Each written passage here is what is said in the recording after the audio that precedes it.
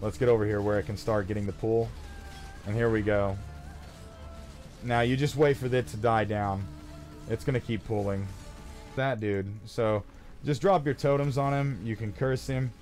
Now he can't escape. And like if you want to lead him up to this corner, you'll drag him up to this corner. Yeah, just enjoy the build. When you play it, trust me, it's very satisfying, very fun.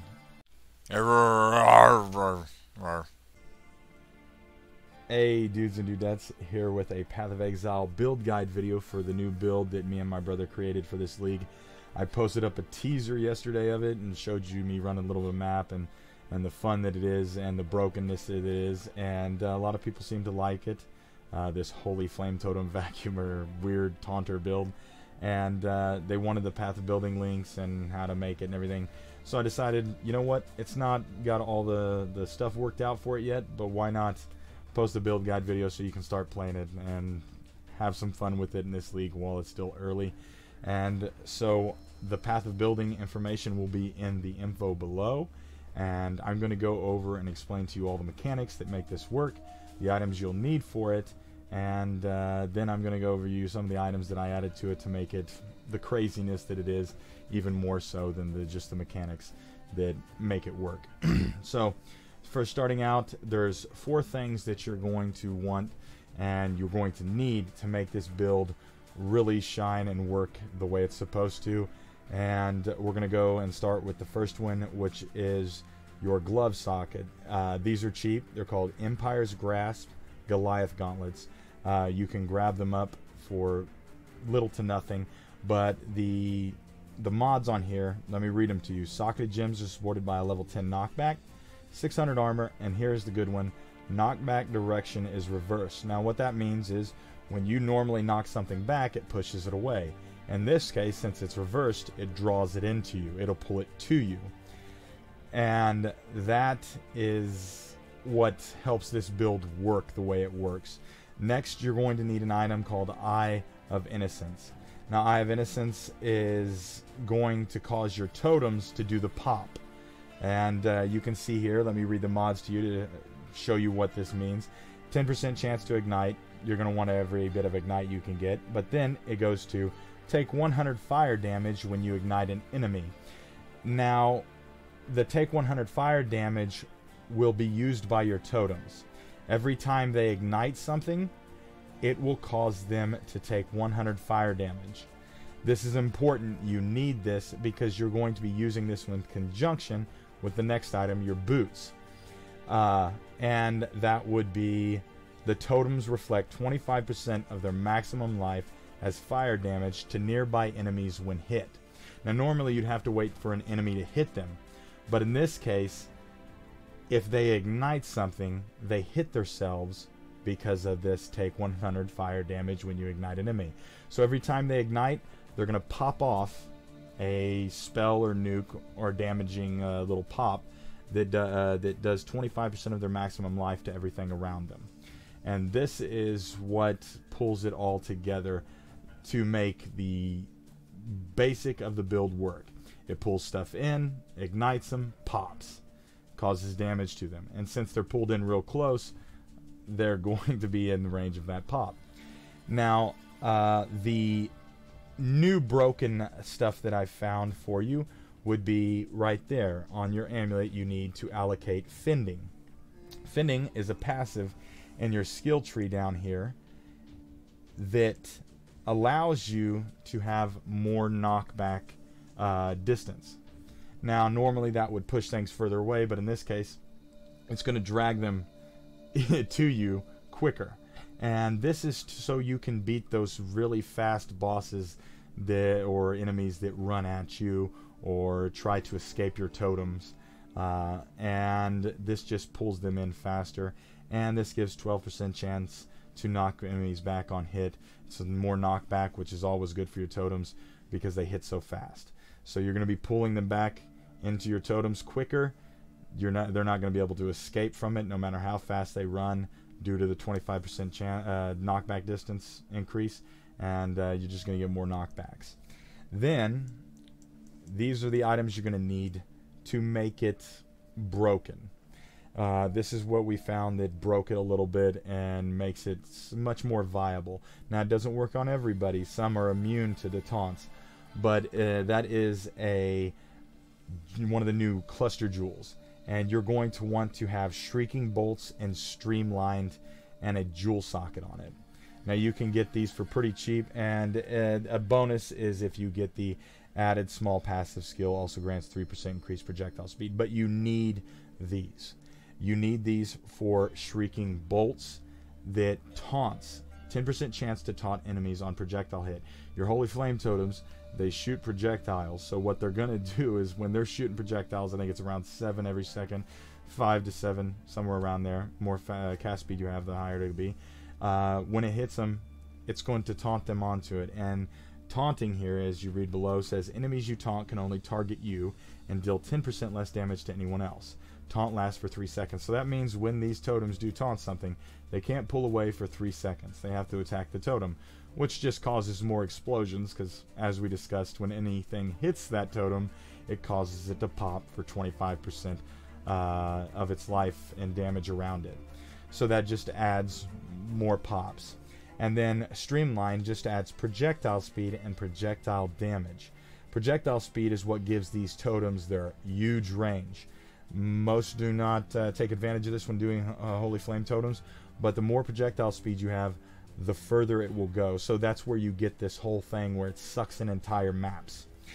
You're going to want the jewel socket because the new way I build it uses them, and I'll explain that when we get to the passive tree.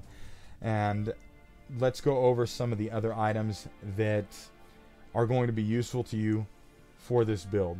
For your belt and your rings, those are just going to be rares. You don't. Those are supposed to cover your energy shield because you're going to go Chaos Knock and your resist.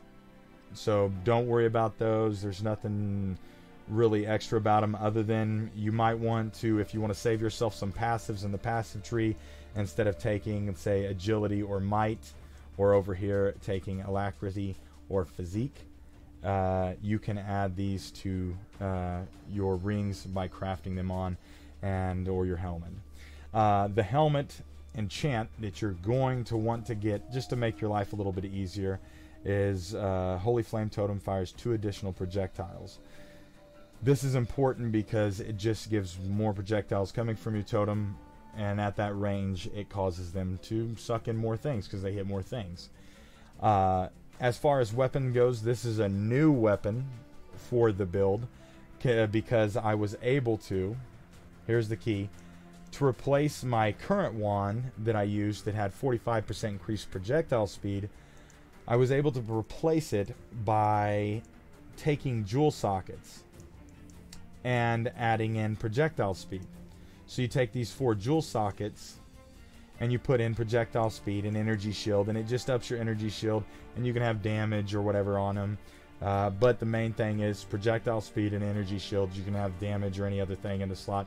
You can even have the stats if you don't want to put them on your gear, and or resist if you want extra resist. But you want that increased projectile speed, 8%.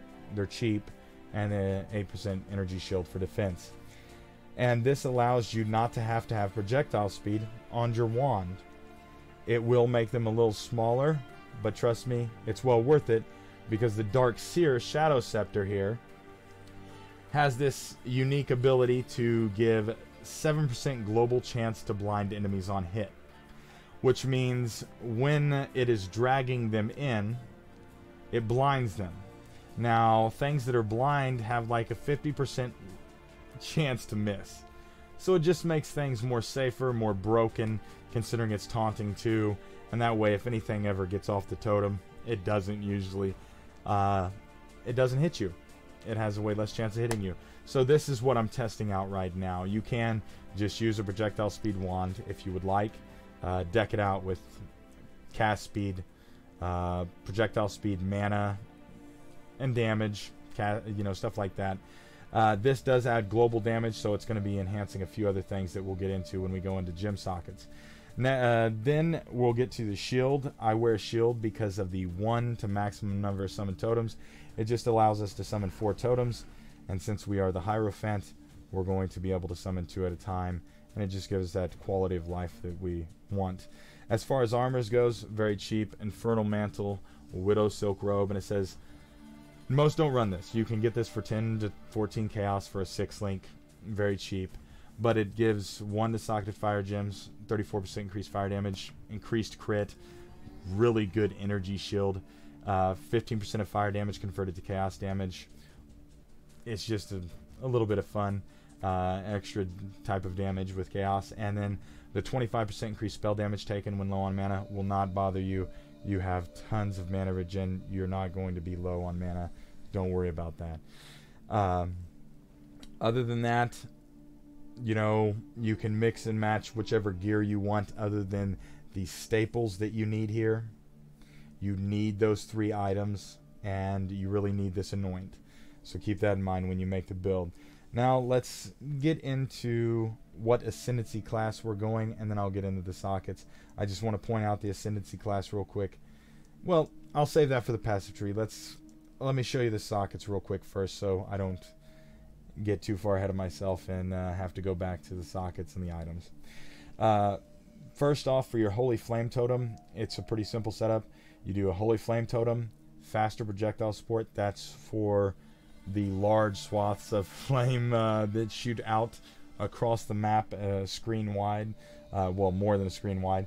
Then I take Immolate. This is your slot that you can put anything in. I use Immolate just because it adds a lot of fire damage, because you're always igniting anyway, so everything's always burning, so you're going to be adding this to each hit of the Flame Totem. Then you're going to want faster casting. That just causes your Flame Totems to hit faster. You want that for the procs with this. When it ignites and it pulls in, the procs of knockback and igniting it, so it pops on itself. And then you want knockback in for the knockback. And you can see here, supported skills have 50% increased knockback distance. So what that means is it's pulling it in even more mixed with your fending that you allocated earlier. So you have like a 75% more knockback. So that's why you see them moving so quick when they're knocked back for you and pulled in so quick. And then the final one is combustion. You really want combustion in here because it's just going to give you a lot more fire damage, and it makes you ignite a lot. Your Holy Flame Totems will be igniting basically 100% of the time. So every time they hit, they're going to be popping, and it causes them to go off like nuts. Crazy stuff. Really, really fun and broken, and you really need combustion. For your gloves, this is where you're going to put your extra damage trap. I use Flamethrower Trap, and I will explain why.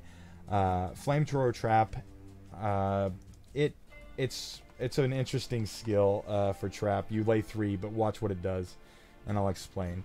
See how it does these little flame gouts that spit out?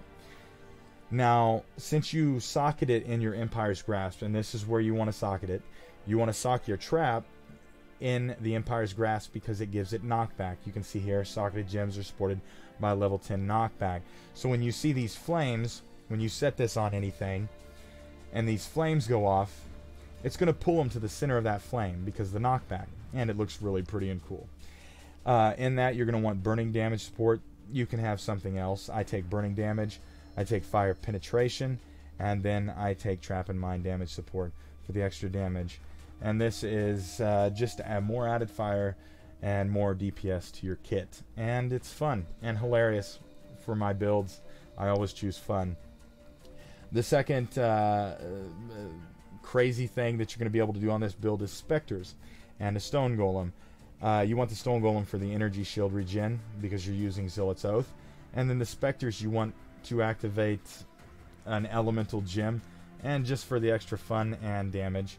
So first off, summon Stone Golem, raise Spectre, and then you want minion life. It helps them stay alive. Your totems are going to be pulling everything anyways, so you're hardly never going to see your Spectres or Golem die unless it's some kind of crazy metamorph with the blood pop.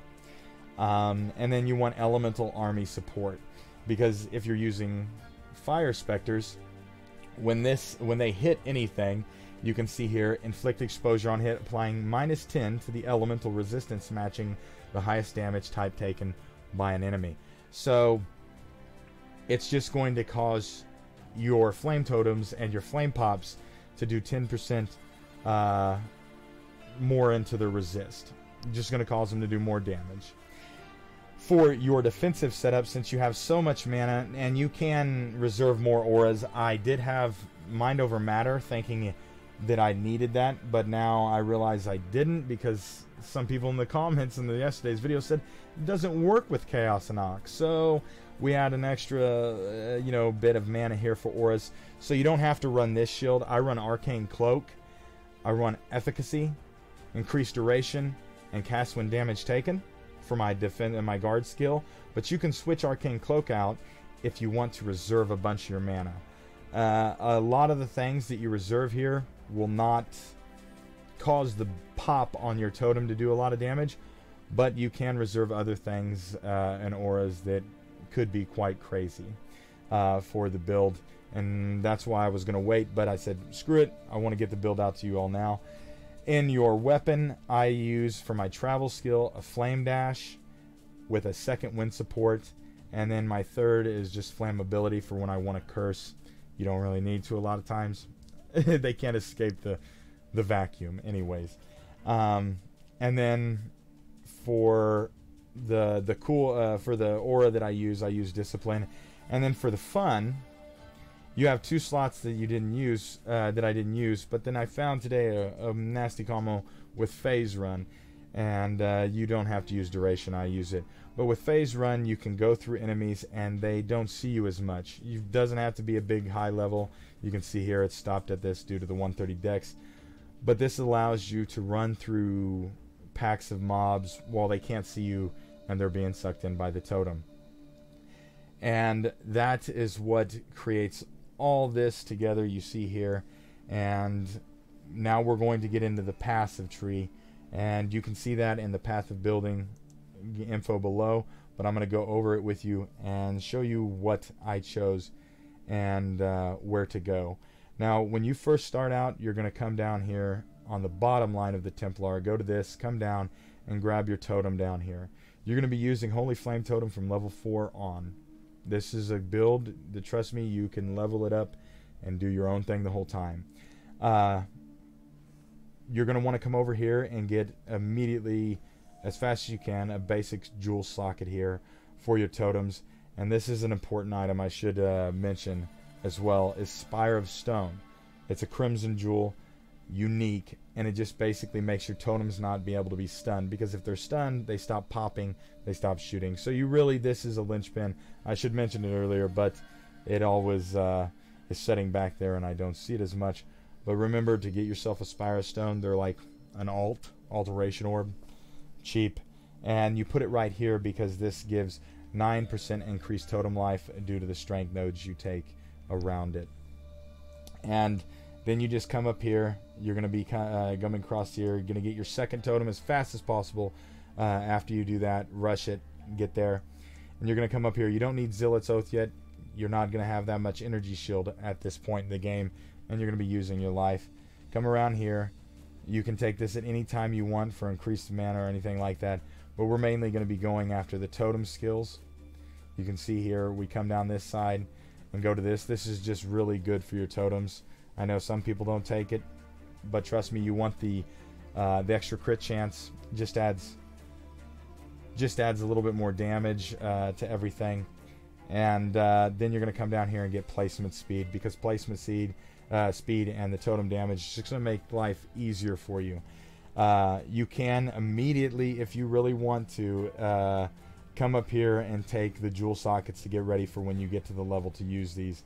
But usually you'll wait till in your 50s to use them, as you can see by the level Rex. It's around 54. You can come across here, grab energy shield, start grabbing your wicked ward and everything like that as you come over to here. Basically, this is not very hard to use. After the beginning, you're going to be destroying everything anyways. It's very easy to level. You're never going to have trouble with it while leveling. And when you get all your gear together, it's going to be easy. You can see here I just come up to energy shield and stuff like that after I get the 2 large jewel sockets here. You really need these, and then you'll have Chaos Knock over here when it's ready. You'll see in the POB link when when you look at it, the passive tree, and exactly where I went with it, so you don't have to look at this when you spec it out. But remember not to take Chaos and Knock until you have enough energy shield, and that's usually when you get your gear on. Now, the leveling gear that you'll use for this, it's going to level you all the way till you put this stuff on. Trust me, I know it doesn't seem like it, but totems are they're very strong for just leveling, because you set them on something and then you walk away. And so the leveling guide is pretty simple. I use 1,000 ribbons. You can get a 6-link 1,000 ribbons for 10 chaos. What this does is it just adds a bunch of different little damages and elemental proliferation. So you have a 7-link Holy Flame Totem from the get-go if you get a 6-link. And if you can only get like a 4-link, it's still a 5-link because of proliferation. And then you're going to want to get Rhyme Sorrow Goat Hide Gloves. And I know you're thinking, why? And that's because 50% of physical damage is converted to cold damage. This is what makes it so easy to level with Holy Flame Totem. Holy Flame Totem here, as you can see, says it does 134 to 202 physical damage. 50% is converted to fire. This converts that other 50 to cold. So you're freezing everything. It really just freezes almost everything it hits, and it chills bosses. So really easy level. You can grab 2 Aberrath's horns. Those are fantastic. Or you can start by getting projectile speed on wands at low level. You definitely want a Karui Ward Jade Amulet. I know you're thinking, what? It's for the dex and the strength in the beginning. It helps you keep your dex and strength going when you haven't invested skill points into it or haven't got it on gear items wise. But then it gives a 10% increased movement speed, but it ups the projectile damage of your totems, which is fine. Really fantastic for you. And then it ups projectile speed, which makes the totem shoot further. So you can clear a lot more as you level up. Just really fantastic. And then for helms, you can choose between Crown of Thorns from the get-go or Asenath's Mark, which add a little more damage and some more movement speed. So you're running around really fast, shooting out those totems. And then Wanderlust Wool Shoes is just a quality of life thing that you get. It starts you with a little bit of good energy shield, 20 increased movement speed, and cannot be frozen. Gets you through the game pretty well. Now I'm going to take you into a map real quick. I haven't done a tier 6 map on this yet, but I got one that has monster life on it because I wanted to show you what exactly the pool does. So we're going to go in here and I'm going to show you the difference between the Dark Seer and the Profane Wand, and show you difference between the projectile speed with the Profane Wand and the Dark Seer. The Dark Seer is plenty enough now that I've switched around those jewel sockets you saw. And oh, by the way, I should mention, you're going to come to these 4 jewel sockets. Well, these 3, and then you're going to come up to these. Remember, when you get this, you need Streamlined, Shrieking Bolts, and a jewel socket, because you're going to be sticking in those increased projectile speed, increase maximum energy shield, and stuff like that. You can add damage or whatever you want. So this just allows you to use the Dark Seer that blinds and gives a global damage and elemental damage. So let's look for some enemies. We're going to be putting out some totems. Now watch closely what it does. You see how it sucks in there? And it's going to get more because they're going to getting drags. Now watch. Let's get him over there. There we go. They're not big enough horde. Let's get to a bigger horde. Let's see if we can find it. There we go. See how it's coming in there?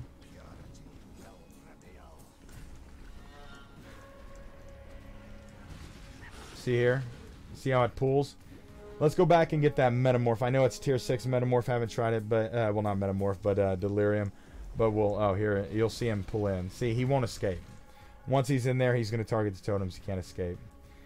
So let's grab this Delirium and let's go about how I'd run a Delirium. Now, I could die. I'm still getting used to the power of this thing.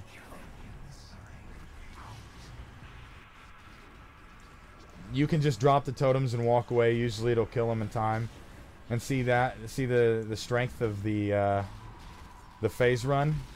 See there? See how it pulls everything in? And you'll see here. Here we go.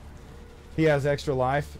You can throw your trap in on him, but it doesn't matter. Usually you can just outrun him, and the totems will take care of it. Now watch, just watch the map at work. See that? That's what you do with the phase run. It allows you to run through them and them not to notice you. And even if they're right beside you, you don't have to worry. Ooh. And see, that's going to suck them all onto that. Right there, you see? Sucks them all into it. You're not worrying much about anything here. Your totems are going to be taking care of everything for you. You can see there, if it comes near the totem pulls it in. Oh, we've got a legion here I can show you as well. What a legion looks like. Run around here. It's going to pull everything in for a long ways. You can see how far it shoots. And it blinds stuff now. So let's switch to the profane wand real quick and show you how big this gets. And we'll show you a legion. There we go. Now, a legion on this is pretty wild. It doesn't matter if the fog beats us. You saw what I was talking about. All deliriums work that way. The unique delirium bosses are not immune to taunt, and they're not immune to knockback. They get pulled in all the same, and they'll stay there. They won't walk away. Trust me. They can't get out. So let's do this legion. With the legion, you're going to want to drop your totems, and you can drop some fire traps in random locations where you think they'll be. And it's going to do a large swathing area. So let's get this in.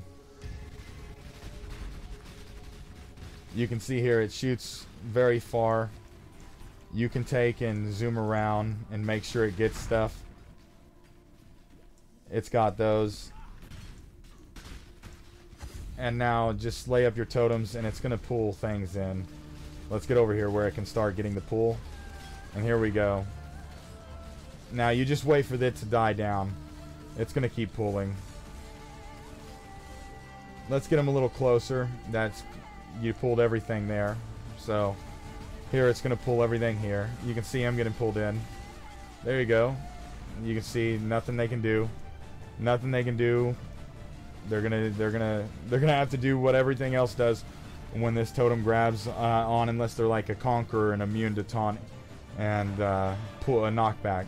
But you can see there, very easy, done. Don't have to worry about it. It pulls everything in, extremely safe, and shoots a mile.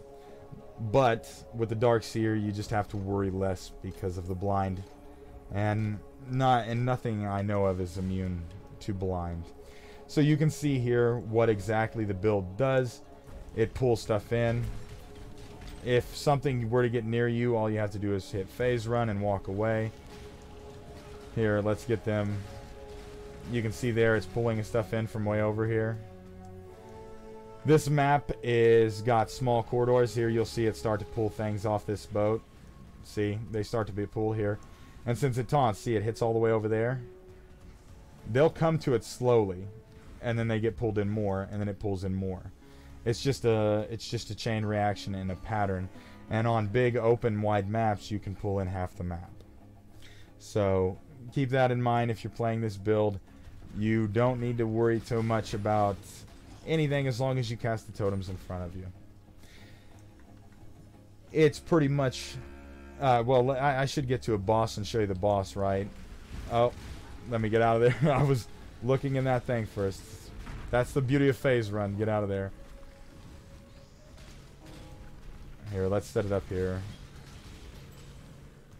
Ta-da.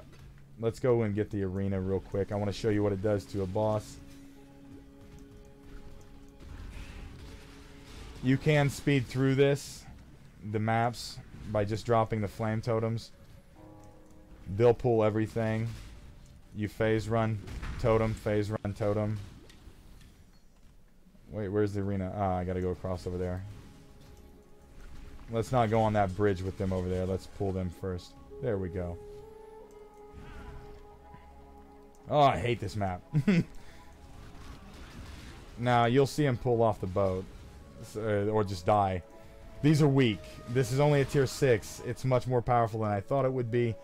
I'm sorry, but you're probably not going to get the best feeling on the pulls until you get higher level when they can handle it. This even has increased life at tier 6, and it's just not much to this thing.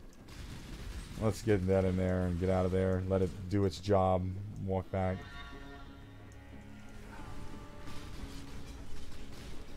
See here, they're going to get pulled in. There you go. See that? Now you'll notice when you cast something ahead, when you cast the totem ahead, just wait for them to stop spitting out flames and you'll be fine. Then you can walk. See how it spits out flames? It's dragging them in. The goals are getting too close. See, look. As soon as they get a little too close, they'll get hit. And usually it's because of the taunt. Ah, here's the arena. Who is this? Oh, this is that dude. So, just drop your totems on him. You can curse him. Now he can't escape, and you're gonna drop your flamethrower traps on him. And you can lead him wherever you want to with this. Like if you want to lead him up to this corner, you'll drag him up to this corner. You can pull him up here if you want. The totems pull him anywhere you want to go.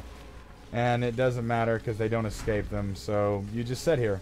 He's blinded. He's taunted. Oh, he's trying to hit us with that. Look, look. He's spinning all over the place. These totems last 17 seconds. So you can just, if you want, you can come over here and get the crafting recipe. Oh, here. He only needs 2 totems up there to do the damage. So we'll take those out. Is he still alive? No, he's dead. See? And that's pretty much what you do to bosses. You set totems on them, and then you go about your business, do whatever you want to do. You can go over there and keep throwing traps, or you can just leave them alone. That is pretty much the gist of the entire build. It works everywhere. You saw it work with Legion. Fantastic for Alva maps. Well, Alva missions. June missions, it was a problem until it got the taunt with Shrieking Bolts. It now taunts all of the masters that are in June missions. And they will attack your totem and set on your totem trying to hit it and then die. Alva missions, you just lay the totem and it sucks everything in the whole area. So you usually end up clearing the whole area and having like 20 seconds left. It's fantastic for it. For Delve, I've only played Delve a little bit with it. It destroyed, like, it just destroys because you just set it there, and when you get to the spot where the cart comes in, you just drop your totems and you hit phase run, and so nothing sees you, and it just sucks everything in and kills everything. And as anything pops up, it shoots so fast it grabs everything. Zana missions, I haven't had any trouble with any maps. The Blight system, you can see how this is fantastically fun for Blight, because anywhere you place these totems, it's going to pull in. So just place them where you want in the Blight map, and it'll suck them right in. You can suck them onto the totems that she raises that you upgrade. Einhar Beastmaster, this taunts and knocks back all of Einhar's monster beasts. So you have no problem. You just lay it down, then you walk away, because those things are dangerous. They can't kill the totems, and it's fun. As for Metamorphs, it is Metamorph viable. Metamorphs can be taunted a lot, and I don't think they get knocked back a lot. I've tested it, but the taunt just makes them worthless against this, because you drop the totems, you phase run and walk away, and then they just set on the totems, dying and beating themselves to death on the totems. Anything that spawns around them is sucked into the Totem Vacuum, causes more pops. More pops to go off, cause more damage to Metamorph. So, anything you run here so far that I've ran, it's not into the late game yet, has been very easy. And I hope that you enjoy this build. I hope that it gives you a lot of fun times, and you enjoy the craziness. It now, since it doesn't have Mind Over Matter, you will be able to add auras to it. I will probably be adding 1 or 2 soon. I will be playing this build and showing you build videos of different things that it does. I don't know how it does on some of the late game bosses. On the Conquerors, they cannot be pulled in, and it seems they can't be taunted, but just lay your totems on top of them. Drox is the easiest. I face Drox, set the totems on him. It kills all his banners. He's never invincible, and he just sits there dying. As for Baron, just dodge Baron, lay totems on him. He dies, and they shoot a mile, so they shoot him from pretty far, so he dies easy. Veritana, just stay out of her ice, let the totems do the work, and I'll be facing Hell Hasmeen soon. Since you have Chaos and Knock, I don't think it'll be a problem. As for the Pantheon, what to go, I go this for the movement speed and physical damage reduction. I use it with Phase Run because of the move speed. I know. I haven't really done much with this yet. And as for this, I just don't like Burning Ground. I thought it sounded pretty cool with the little imp fire thingy that I made with this. This is skin transfers, by the way. Skin transfer on my Infernal Mantle and my Torch Oak to make it look like that. And then a few other cosmetics to make it look like this fire imp. And it just fits with Burning Ground. If you want, you can take any of the others. Take these to your own play style. Take that off. As far as Flask go, choose any Flask you want. I usually don't ever use them. I don't have to. I don't pay attention to them. You can get a lot more damage from them. I know you can increase your crit. You can run an Aziri's Flask and all that. But I like playing in a chill, slow mode. You can obviously see there you can play fast. You just run, drop 2 totems, run, drop 2 totems, run, drop 2 totems. And by the time you drop the second totem, everything's already dead back there. And that works in Delirium too. You can get really high Delirium stacks so far. So yeah, this is seems crazy, I know, but on some of your rare stuff you might have to put some stats. You really might have to put some stats unless you want to put them in the passive tree or you want to have them on your jewels. The good thing is that you can have anything you want on your jewels as long as you have projectile speed and the maximum energy shield. And if you buy this, it's very cheap, but you want the one that says energy shield and mana. There's different types of this. You want energy shield and mana if you buy the Dark Seer, and you get up to 570-75 on mine right now, which the helmet and the shield will be gone, a lot higher soon enough, and the belt too, and the rings and so forth. So you'll probably get around 6,500 energy shield in the long run, or just above 6,000 too. So you'll be good with your guard steel, and especially the totems taking all the hits.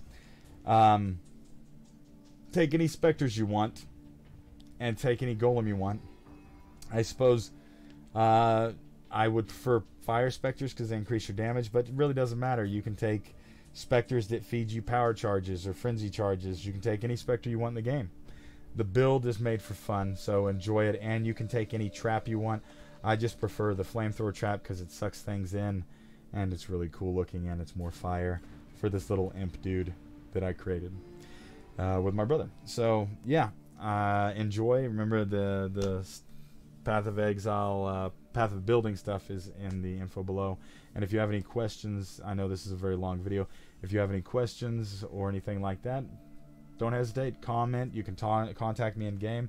This is the name of my character, Move Humanity Forward _Yang. Yep, still Yang Gang, and still love the Humanity Forward stuff. And yeah, this is only level 85 right now, but easy to level. I'm about to level again. Yeah, just enjoy the build. When you play it, trust me, it's very satisfying, very fun, and overall, I think anyone who plays it will probably have fun with it no matter what, even if you're not a normal totem person. So yeah, and if you do get a chance to change it up in any way, or you find a new cool combo with it, or some other broken thing that I haven't found already for this thing, go right ahead and comment it to me. I guess that's it. If I missed anything, tell me. Yeah, it's pretty much just an amazingly fun build. And I'm glad you all enjoyed it. And I'm just having a blast with it. So, as always, take care, be safe, and be cool to each other.